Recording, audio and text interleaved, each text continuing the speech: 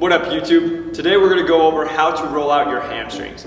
Your hamstrings are the muscles located on the back of your legs, and with everybody walking, doing things every single day, that's what actually gets tight most often that I hear the most complaints about. So, how we're going to hit our hamstrings is you guys are going to go right above the knee to right below the butt cheek or the glutes, and you guys are just going to come on here. If you can, you're going to just try to lift yourself off the ground, and then you guys are nice and slow and controlled, going to go up and down. When you find a spot that hurts, you're going to sit on it, and you're just going to let it sink into the muscle. Now, if this is too easy and you don't feel anything when just doing both legs, you can then cross one leg over the other, which usually makes it a little more intense for most people. And then again, you're gonna just go nice and slow.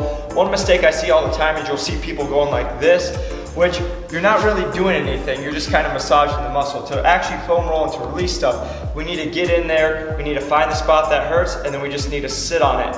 And then again, you guys are gonna just kind of lean in and then lean out to find what's tight on you guys. So a simple way to do it.